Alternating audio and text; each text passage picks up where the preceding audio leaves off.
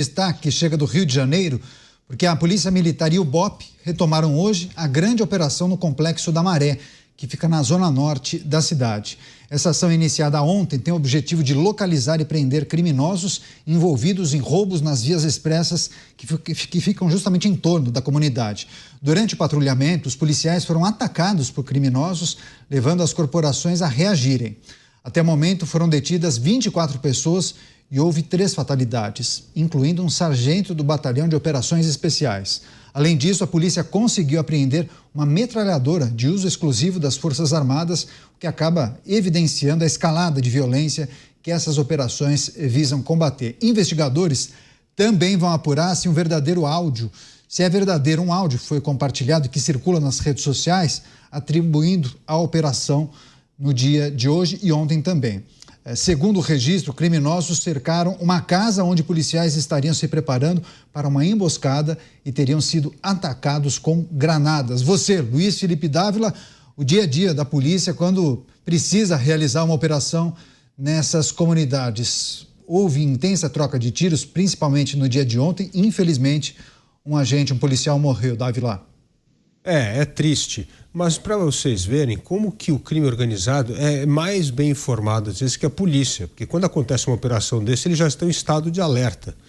Isso mostra como o sistema está corrompido e essa corrupção do sistema acaba sempre fazendo com que haja gente cúmplice com o crime, seja o usuário, seja o cliente, seja o informante, seja alguém que vive da mesadinha também do crime organizado, do dinheiro do crime organizado, e isso cria essa enorme teia de informação cúmplice que precisa ser desmantelada. A tarefa número 1, já que esse governo não tem nenhum plano, o governo federal está completamente à deriva, o único plano deles é aumentar a arrecadação de imposto, eles deviam ter um único plano, focar na segurança pública, trabalhar conjuntamente com os estados, fazer com que haja mais coordenação de dados e informação para que nós possamos enfrentar o crime organizado. Esta é uma matéria que deveria ser tratada como uma questão de Estado, não de governo, não de partido, porque precisa ter continuidade na boa política pública para que nós possamos desmantelar o crime organizado.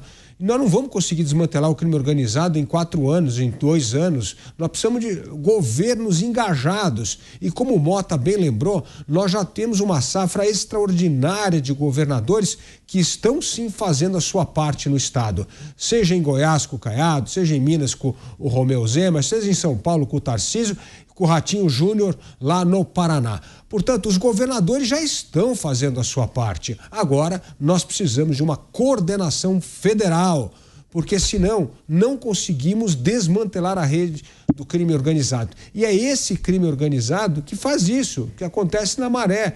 Isso aí é toda uma ligação que precisa ser desmantelada. Caso contrário, nós não conseguiremos combater o crime organizado e o Brasil vai se tornar, sim, um narco-estado, como infelizmente ocorreu com outros países na América Central.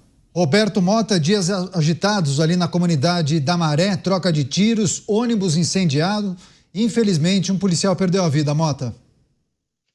Caniato, quem vai falar aqui é o delegado Fabrício Oliveira, coordenador da CORE, um grupo de elite da Polícia Civil do Rio de Janeiro. Ele se manifestou hoje dizendo que há mais de 4 anos as operações policiais regulares em favelas do Rio estão proibidas.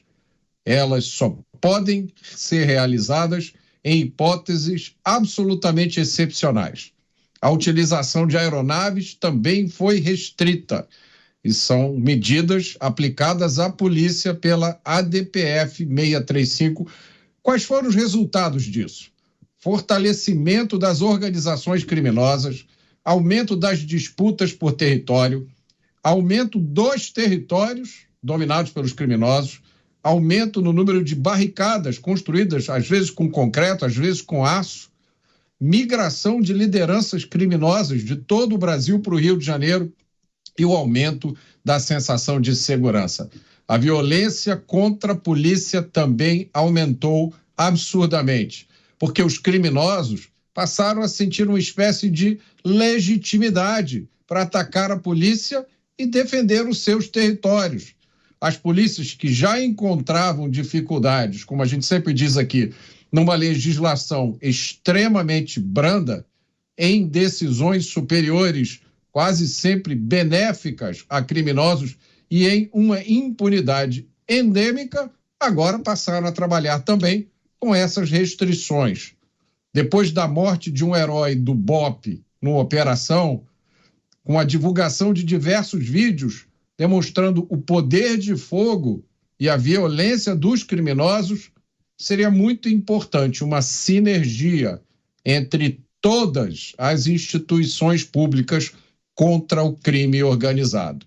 E o delegado Fabrício termina dizendo: infelizmente não é isso que vemos. E eu acrescento, e eu também não acredito que é isso que veremos tão cedo. E seria uma tristeza. Agora, enquanto o Mota trazia a informação e o depoimento, a manifestação dessa autoridade da Polícia do Rio de Janeiro, nós exibíamos para as pessoas que estão na TV e também nas plataformas digitais imagens que foram divulgadas pelas forças policiais do Rio de Janeiro com as apreensões dessa mega operação na favela da Maré, na comunidade da Maré, muitos papelotes de drogas, além de uma metralhadora de uso exclusivo das Forças Armadas. Você, Cristiano Beraldo, um dia muito intenso de combates lá na favela da Maré, principalmente ontem, terça-feira, troca de tiros, teve ônibus incendiado lá na Maré e, além disso, as mortes que foram computadas, infelizmente, um policial perdeu a vida. Beraldo.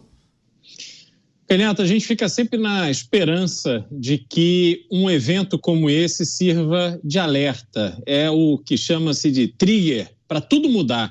As pessoas finalmente caírem em si e perceberem que estamos diante de uma situação absolutamente intolerável, que é preciso uma ação radical contra o crime organizado, contra os traficantes, as milícias, sobretudo no Rio de Janeiro, uma cidade que foi referência mundial e que, de repente, passa por um processo de decadência muito acentuado. O que acontece agora? A gente tem uma ação do crime organizado contra o BOPE, né, matando o policial, deixando claro que eles não têm medo da polícia. Mas se a gente voltar 15 anos no tempo, em 2009, a gente precisa se lembrar que também no Rio de Janeiro, no Morro dos Macacos, o traficante mandou derrubar um helicóptero da polícia. E o helicóptero foi abatido, 3 PMs morreram. De lá para cá, 15 anos se passaram. A situação não melhorou, não. Quer dizer, os traficantes, o crime continua pronto para enfrentar a polícia, não de igual para igual, mas como uma força superior, porque eles têm mais acesso a armamentos, eles têm mais acesso à munição, eles têm mais treinamento, porque a gente precisa lembrar que o policial hoje, para treinar, ele precisa bancar até a bala que ele usa no seu treinamento. Eles têm mais tempo, eles têm mais influência, eles têm tudo do lado deles. Parece que eles venceram o jogo e nesse momento eles estão vencendo. Infelizmente, essa é a realidade. É só a gente fazer a conta da quantidade de crime que acontece, quais desses crimes são esclarecidos, qual é o tamanho da nossa população carcerária comparado com o volume de crimes cometidos no Brasil. E aí a gente vai se dar conta que a nossa população carcerária, ao contrário do que muitos querem fazer parecer, ela é muito pequena. O Brasil precisa de mais cadeia, de mais presídio. O Brasil precisa de um processo judicial que supere essa deficiência da audiência de custódia, que acabe com saidinha, que dê vida de preso ao preso, que faça todo esse esforço do investimento que nós, a sociedade, a população faz para prender, processar para prender, processar e depois encarcerar para cumprimento de pena esses bandidos, que isso tudo seja feito em respeito às vítimas, que também somos nós. Mas parece que está tudo fora de lugar. E nessa circunstância, quem leva vantagem são eles, é a bandidagem, é o crime organizado. Certo. Beraldo, tem uma fotografia, inclusive, que a nossa produção conseguiu, essa que demonstra justamente o poderio dos criminosos, as armas apreendidas pelas forças policiais do Rio de Janeiro nessa mega operação que aconteceu no dia de hoje e também ontem, terça-feira. Muitas armas de uso exclusivo das Forças Armadas, .50, AK-47, muita munição, e estão na caçamba dessa picape da polícia do Rio de Janeiro, possivelmente do BOPE. Agora, Luiz Felipe Dávila, assim, trata-se de uma dinâmica, uma operação especial com várias unidades da polícia do Rio de Janeiro para pressionar essa facção criminosa que atua não somente com tráfico de drogas, como também roubo de cargas e roubos ali nas vias principais que circundam a favela da Maré. Mas isso demonstra o quê? Mesmo em meio à DPF das favelas, que acaba impedindo as operações nas comunidades, disposição da polícia, disposição do governo do Rio de Janeiro para pressionar o crime organizado, para desmantelar essa operação que acontece na favela da Maré?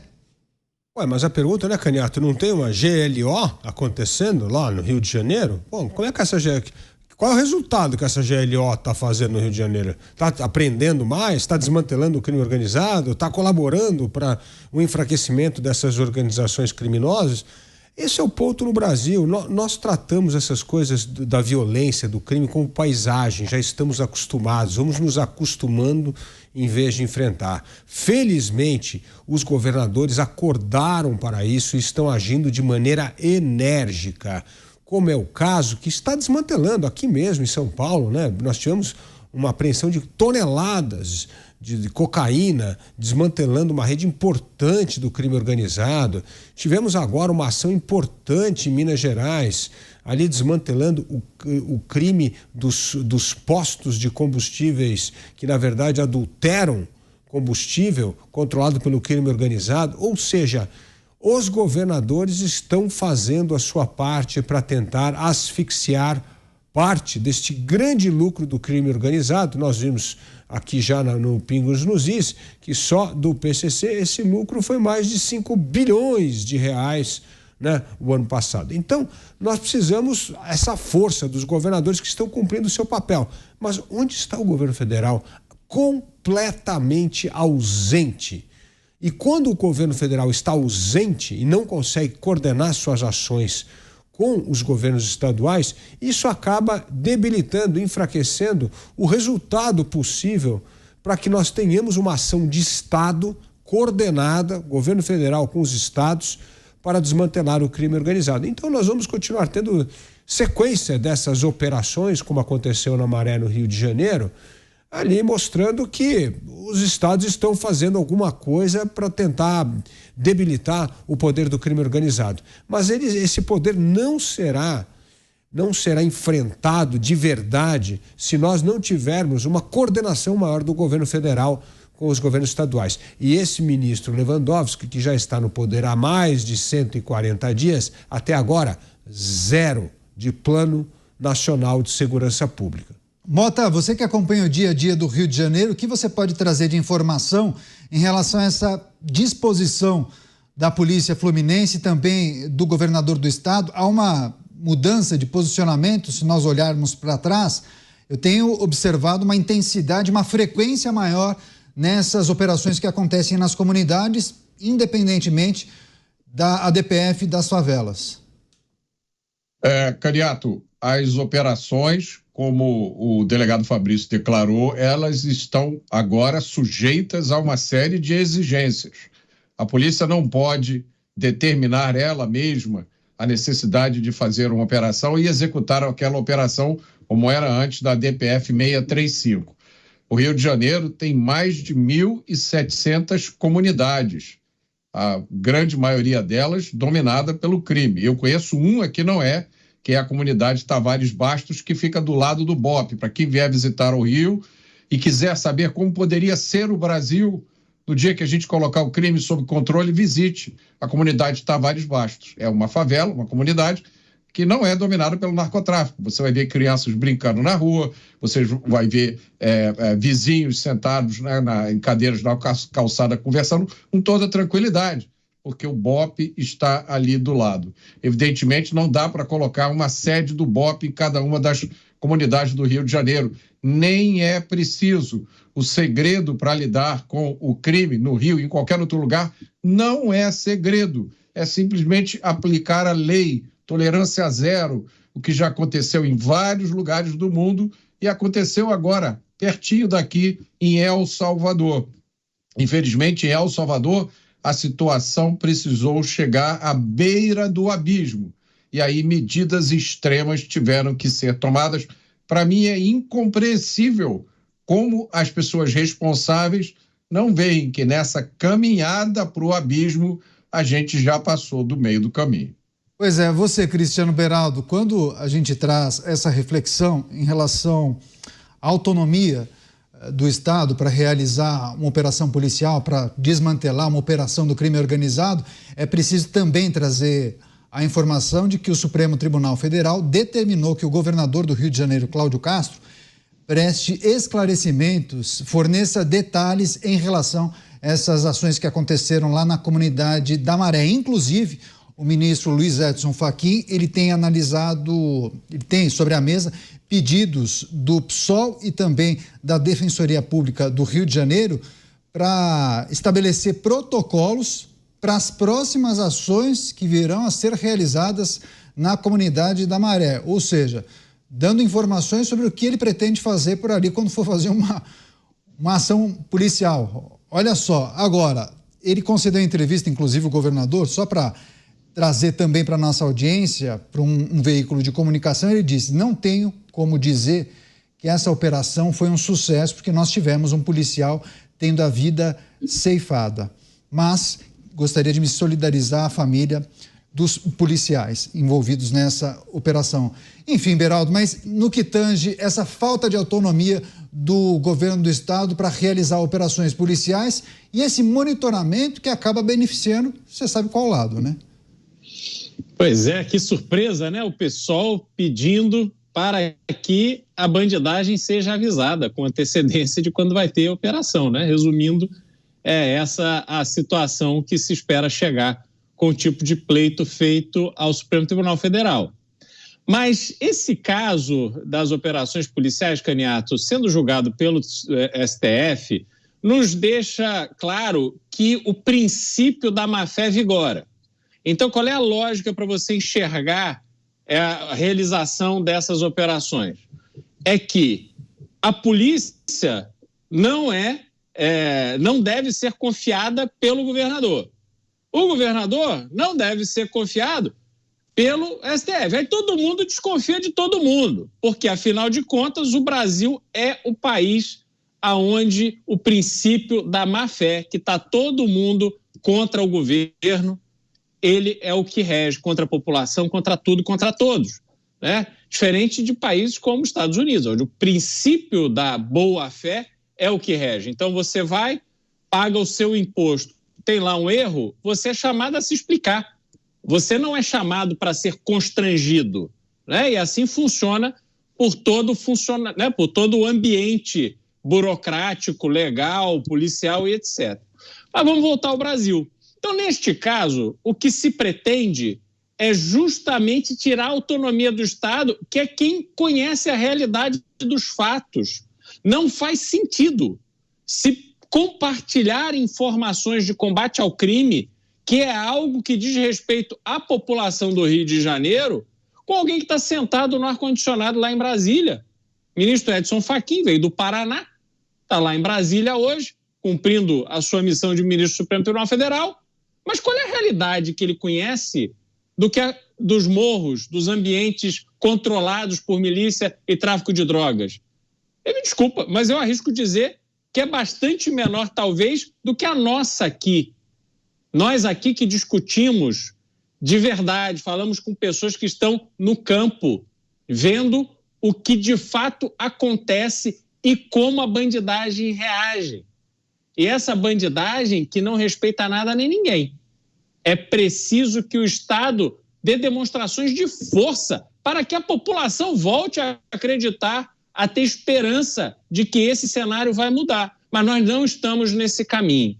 Por isso, reforço, Caniato, sou extremamente favorável à revisão da Constituição de 1988, para que os estados e os municípios possam ter verdadeira autonomia e que a população dos estados e municípios possa cobrar os seus governantes, cobrar deles a responsabilidade de atuar conforme o interesse e a necessidade da população. Não dá para ficar nesse faz de conta, onde tudo é culpa, responsabilidade de Brasília, aquela cidade distante de todo o Brasil que nunca foi capaz de unir o país como era inicialmente o seu propósito bradado por Juscelino Kubitschek.